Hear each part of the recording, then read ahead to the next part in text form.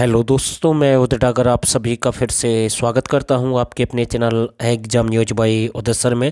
दोस्तों, आज की जो क्लास हम आपके लिए लेकर आए हैं, इस क्लास में केवल आपके वन्य जीव अभयारण्य या फिर हरियाणा के जो भी प्रजनन केंद्र हैं उससे संबंधित क्वेश्चन हम लेकर आए हैं और सिलेक्टेड क्वेश्चन हैं जितने भी सारे हैं, और इनसे बाहर कोई क्वेश्चन आपका नहीं जाएगा। इस टॉपिक से हर एग्जाम में क्वेश्चन पूछे जाते हैं, एक नहीं दो नहीं कई कई क्वेश्चन इस टॉपिक से एग्जाम में बनते हैं। तो आप सभी इस वीडियो के साथ एंड तक ज़रूर बने रहें।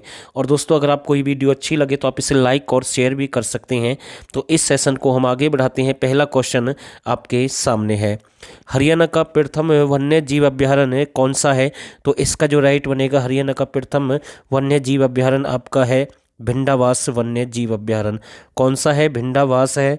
और भिंडावास आपका कहाँ पर है? झज्जर में है।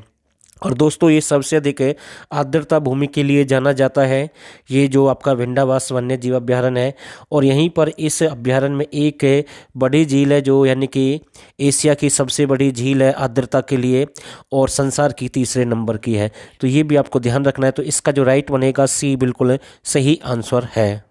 भिंडावास अभियान कितने एकड़ में फैला हुआ, या फिर भिंडावास जो अभियान भी आ जाता है कई बार, तो ये कितने एकड़ में फैला हुआ है? तो इसका जो राइट बनेगा, ये आपका 1074 एकड़ में फैला हुआ है। तो डी बिल्कुल इसका राइट आंसर है। और दोस्तों, अगर आप अच्छे लेवल की तैयारी करना चाहते हैं और सिलेक्टेड क्वेश्चन आपको चाहिए जो आपको सिलेक्शन दिला सकते हैं, एक भी आसान क्वेश्चन आपको नहीं मिलेगा, तो आप हमारे यानी कि 1000% हरियाणा जीके के ज्वाइन कर सकते हैं। इस नंबर पर आपको व्हाट्सअप करना है और यहीं से आपको 2021 की करंट अफेयर फ्री मिलेगी इनके साथ में, और 10 प्रैक्टिस सेट एग्रीकल्चर और एनिमल के वो भी आपको मिल जाएंगे। और केवल आपको 79 रुपये पे करना है, यहाँ से पूरी जानकारी मिलेगी। पहले तो आपको यहाँ से व्हाट्सअप करना है, पूरी जानकारी आपको दी जाएगी, उसके बाद आप ज्वाइन कर सकते हैं। दोस्तों, अगर आप चाहते कि हमें ग्राम सचिव पटवारी, कैनाल पटवारी के भी नोट्स चाहिए तो वो भी आपको मिल जाएंगे। केवल इन सब के लिए आपको यानी कि ये भी और ग्राम सचिव पटवारी, कैनाल पटवारी वाले भी, तो आप ज्वाइन कर सकते हैं। केवल आपको 99 रुपये पे करना है। अगर आपको 1000 क्वेश्चन नहीं चाहिए, केवल ग्राम सचिव पटवारी, कैनाल पटवारी के नोट्स चाहिए, तो आपको 49 रुपये अलग से पे करने होंगे। बाकी सभी के लिए टोटल 99 रहेगा। और हॉग डियर प्रजनन और संरक्षण केंद्र कहाँ पर है? तो इसका जो राइट बनेगा, ये पलवल में है। कहाँ पर है? पलवल में है। तो सी बिल्कुल इसका राइट आंसर है। मगरमच्छ प्रजनन केंद्र कहाँ पर है? तो इसका जो राइट बनेगा, ये मगरमच्छ प्रजनन केंद्र आपका भौर सदान, कहाँ पर है? भौर सदान, जो कि आपका कुरुक्षेत्र में है। तो सी बिल्कुल इसका राइट रहेगा। झाबू आपका रेवाड़ी में है और कैरू आपका भिवानी में है। तो इसका जो राइट है, सी बिल्कुल सही आंसर है। हरियाणा के किस अभयारण्य में भौंकने वाले हिरन पाए जाते हैं? तो इसका जो राइट बनेगा, हरियाणा के किस अभयारण्य में भौंकने वाले हिरन पाए जाते हैं? तो कालेश्वर वन्य जीव अभयारण्य में पाए जाते हैं, जो कि आपका कहाँ पर है? यमुनानगर में है। कहाँ पर है? यमुनानगर में है। और साथ के साथ यहीं पर लाल जंगली मुर्गे भी पाए जाते हैं। कहाँ पर? कालेश्वर में। तो ये भी आपको ध्यान रखना है। तो इसका जो राइट है यानी कि ए बिल्कुल सही आंसर रहेगा। और यमुना नदी का इससे संबंध है, यानी कि कई बार क्वेश्चन बनता है कि किस वन्य जीव अभयारण्य का संबंध यमुनानगर यानी यमुनानगर में या फिर यमुना नदी से है? तो इसका जो राइट बनेगा, कालेश्वर। तो ए बिल्कुल इसका राइट है। कालेश्वर वन्य जीव अभयारण्य का संबंध किससे है? तो इसका जो राइट बनेगा, कालेश्वर जो वन्य जीव अभयारण्य यानी कि कालेश्वर या कलेश्वर, ये एक दूसरा नाम है। किसका? शिव का दूसरा नाम है। तो यहीं पर एक शिव मंदिर भी है। तो ये भी आपको ध्यान रखना है। तो बी बिल्कुल इसका राइट आंसर रहेगा। हरियाणा का एकमात्र ऊंट प्रजनन केंद्र कहाँ पर है? तो इसका जो राइट बनेगा, हरियाणा का एकमात्र ऊंट प्रजनन केंद्र आपका कहाँ पर है? सिरसा में है। तो ऊंट भी सबसे अधिक कहाँ पर मिलते हैं? तो सिरसा में मिलते हैं। तो ये भी आपको ध्यान रखना है। तो बी बिल्कुल इसका राइट आंसर है। सारस प्रजनन व संरक्षण केंद्र हरियाणा में कहाँ पर है? तो इसका जो राइट बनेगा, ये कई बार आता है सारस या सारस के नाम से आता है, तो यानी कि कुरुक्षेत्र में है। यानी कि डी बिल्कुल इसका राइट आंसर है। दोस्तों, ये क्वेश्चन आपका गोद से संबंधित है, यानी पशु पक्षियों को जो गोद लिया जाता है उसी योजना से संबंधित है। दोस्तों, फिर भी हमारी जो तबीयत है थोड़ी सी डाउन है, लेकिन फिर भी हम प्रयास कर रहे हैं। थोड़ी सी दिक्कत हो रही है, लेकिन हम समय समय पर आपके लिए क्लास लेकर आ रहे हैं, जो भी हमसे हो रहा है आपके लिए। पशु पक्षी गोद लेने की योजना कब शुरू की गई? थोड़ी सी आवाज़ में दिक्कत हो रही है, तो भाई क्लास देख लेना, आवाज़ से आपको कुछ लेना देना नहीं है। पशु पक्षी गोद लेने की योजना कब शुरू की गई?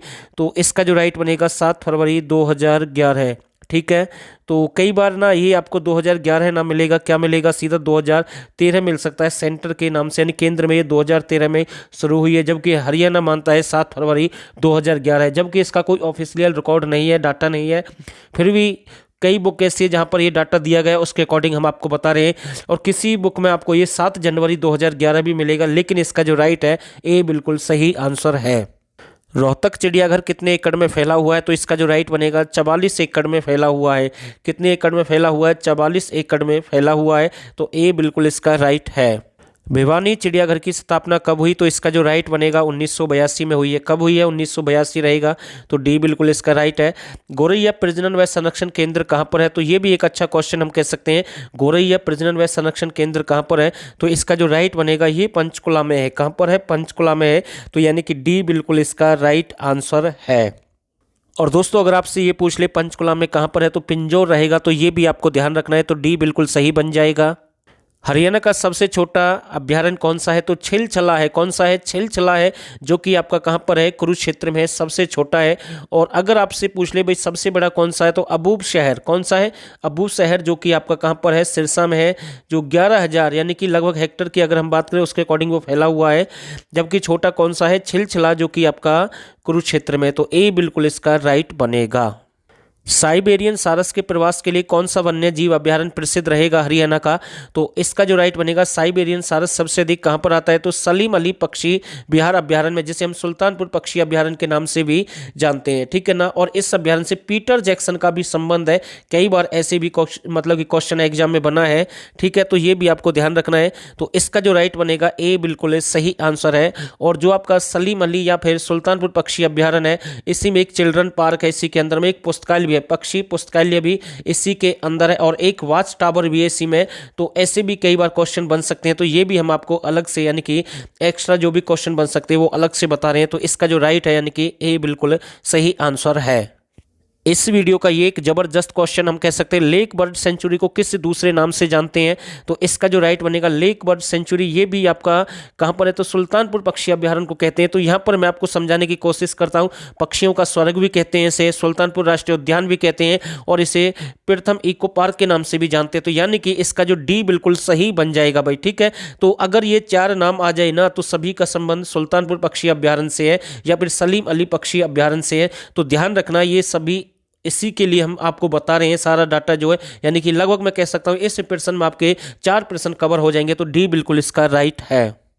ये क्वेश्चन भी एक अच्छा क्वेश्चन है। वैसे तो आपको पता है कि कालेश्वर राष्ट्रीय उद्यान की स्थापना कब हुई, सभी जानते हैं 2003, लेकिन अगर ये महीना और डेट एग्जाम में आ गई तो आपको दिक्कत होगी, क्योंकि ऐसे ही एक क्वेश्चन पूछा गया था, अश्व, कौन सा अश्व अनुसंधान केंद्र की स्थापना कब हुई भाई, ठीक है ना।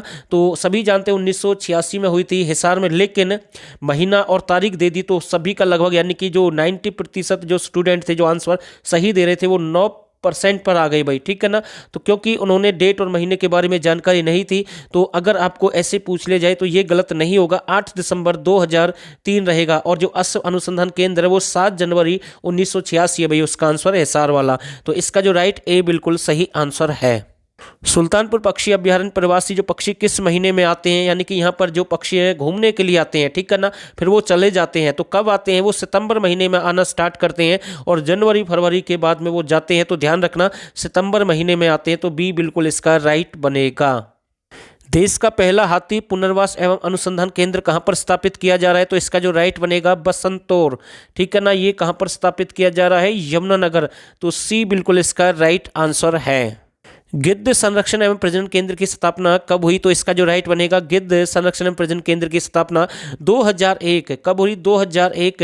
और गिद्ध को कई बार जटाऊ के नाम से भी दे सकता है, यानी जटाऊ संरक्षण प्रजनन केंद्र कहां पर है, तो ये भी आपका पंचकुला 2001 रहेगा। और जटाऊ महोत्सव कौन से पुजारी मनाते हैं हरियाणा में, इस उत्सव को मनाते हैं, तो काल जो मनसा देवी मंदिर, कौन सा मनसा देवी मंदिर के जो पुजारी हैं वो इस उत्सव को मनाते हैं। तो ये भी आपको ध्यान रखना है। तो इसका जो राइट है सी बिल्कुल सही आंसर है।